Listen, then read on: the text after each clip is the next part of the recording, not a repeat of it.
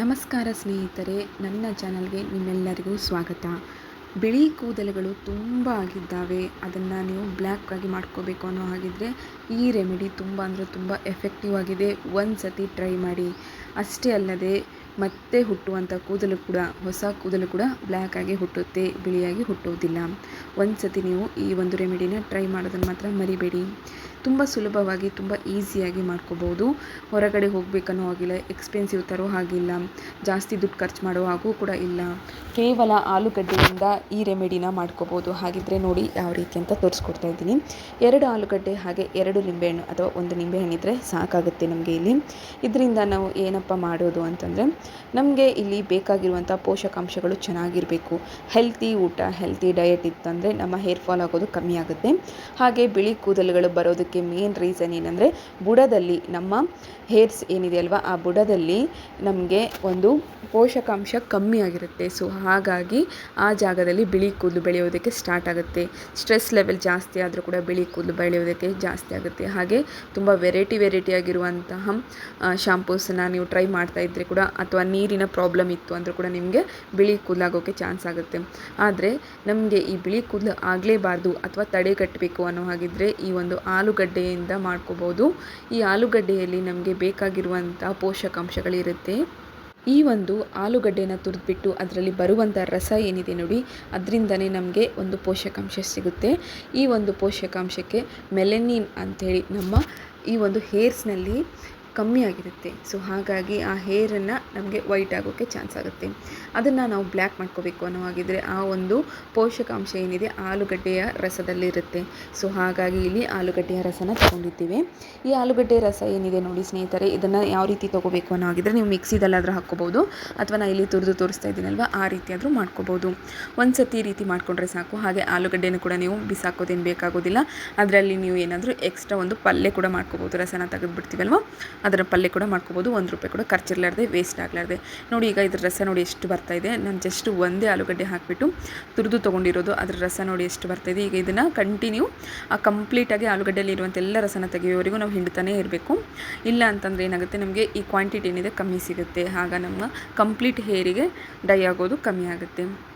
ನೀವು ಇದನ್ನು ಯಾವಾಗೆಲ್ಲ ಮಾಡ್ಕೋಬೇಕು ಅಂತಂದರೆ, ಇದನ್ನು ಒಂದು ವರ್ಷದಲ್ಲಿ 2-3 ಸತಿ ಮಾಡಿಕೊಂಡ್ರೆ ಸಾಕು. ವರ್ಷ ಪೂರ್ತಿ ನಿಮಗೆ ನಿಮ್ಮ ಹೇರ್ಸ್ ಬ್ಲ್ಯಾಕ್ ಆಗಿರುತ್ತೆ, ಟೆನ್ಷನ್ನೇ ಇರೋದಿಲ್ಲ.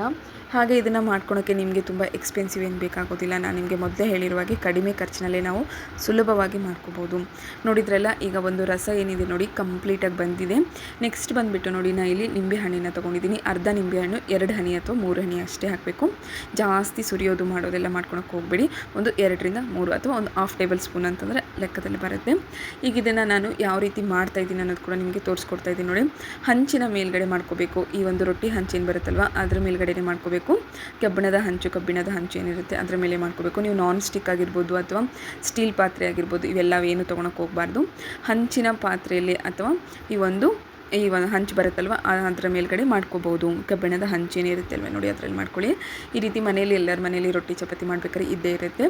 ಈಗ ಇದನ್ನು ಸ್ವಲ್ಪ ಬಿಸಿ ಆಗೋಕ್ಕೆ ಬಿಟ್ಟಾಗ ನಾವು ಆಲೂಗಡ್ಡೆ ರಸ ಏನು ಮಾಡ್ಕೊಂಡಿದ್ವಲ್ವ, ನಿಂಬೆಹಣ್ಣು ಆಲೂಗಡ್ಡೆ ರಸ ಹಾಕಬೇಕು. ಇದಕ್ಕೆ 1 ಟೇಬಲ್ ಸ್ಪೂನ್ ಆಗುವಷ್ಟು ನಾನಿಲ್ಲಿ ಆಮ್ಲ ಪೌಡರ್ನ ಹಾಕ್ಕೊಂಡಿದ್ದೀನಿ. ಆಮ್ಲ ಪೌಡರ್ ಏನಿದೆ ನೋಡಿ, ನಮ್ಮ ಒಂದು ಹೆಲ್ತಿಗೆ ಎಷ್ಟು ಒಳ್ಳೆಯದು, ಆಮ್ಲ ಎಷ್ಟು ಒಳ್ಳೆಯದು ಅಷ್ಟೇ ವಿಟಮಿನ್ ಸಿ ಹೆಚ್ಚಾಗಿರೋದ್ರಿಂದ ನಮ್ಮ ಹೇರ್ಸನ್ನು ಕಪ್ಪು ಮಾಡೋದಕ್ಕೆ ಕೂಡ ತುಂಬ ಹೆಲ್ಪ್ ಮಾಡುತ್ತೆ. ತುಂಬ ಬ್ಲ್ಯಾಕ್ ಕಲರ್ ಬರಬೇಕು ಅನ್ನೋದಕ್ಕೋಸ್ಕರ ನಾನಿಲ್ಲಿ ಆಮ್ಲ ಪೌಡರ್ನ ಯೂಸ್ ಮಾಡ್ತಾಯಿದ್ದೀನಿ. ಇದನ್ನು ಮಾತ್ರ ನೀವು ಸ್ಕಿಪ್ ಮಾಡೋಕ್ಕೆ ಹೋಗಬಾರ್ದು. ಇದು ಒಂದು ರೆಮಿಡಿ ಇದ್ರೇ ನಿಮಗೆ ವರ್ಕ್ ಆಗೋದು, ಇಲ್ಲಾಂದರೆ ಆಗೋದಿಲ್ಲ. ನೋಡಿ ಇವಾಗ ಇದನ್ನು ನೀಟಾಗಿ ಕಲಿಸ್ಕೋಬೇಕು. ಕಲಿಸ್ಕೊತಾ ಇದ್ದಾಗೆಲ್ಲ ಹೊಗೆ ಹೇಗೆ ಬರ್ತಾಯಿದೆ ನೋಡಿ, ಈ ರೀತಿ ಬರ್ತಾ ಇದೆ ಅಂದಾಗ ನೀವೇನು ಮಾಡಬೇಕಪ್ಪ ಅಂದರೆ ಗ್ಯಾಸನ್ನು ಬಂದ್ ಮಾಡ್ಕೊಂಡ್ಬಿಡ್ಬೇಕು. ಇದನ್ನು ಸುಡೋದು ಮಾಡೋದು ಏನು ಮಾಡ್ಕೊಳಕ್ಕೆ ಹೋಗಬಾರ್ದು. ಇದನ್ನು ಜಸ್ಟ್ ಒಂದು ಸತಿ ನೀಟಾಗಿ ಮಿಕ್ಸ್ ಮಾಡ್ಕೊಂಡ್ಬಿಟ್ಟು ಬಿಸಿ ಇದರಲ್ಲಿ ಬಂದ್ ಮಾಡ್ಕೋಬೇಕು. ಈಗ ಇದನ್ನು ನಾನು ಏನಿಲ್ಲ ಅಂದರೂ ಓವರ್ ನೈಟ್ ಇಟ್ಟಿದ್ದೀನಿ, ಅಂದರೆ ಒಂದು ದಿನ ರಾತ್ರಿ. ಇದನ್ನು ನೀವು ಮಾಡ್ಕೋಬೇಕು ನಾಳೆ ಬೆಳಿಗ್ಗೆ ಅನ್ನೋ ಆಗಿದ್ರೆ ಇದನ್ನು ರಾತ್ರಿನೇ ರೆಡಿ ಮಾಡ್ಕೋಬೇಕಾಗುತ್ತೆ.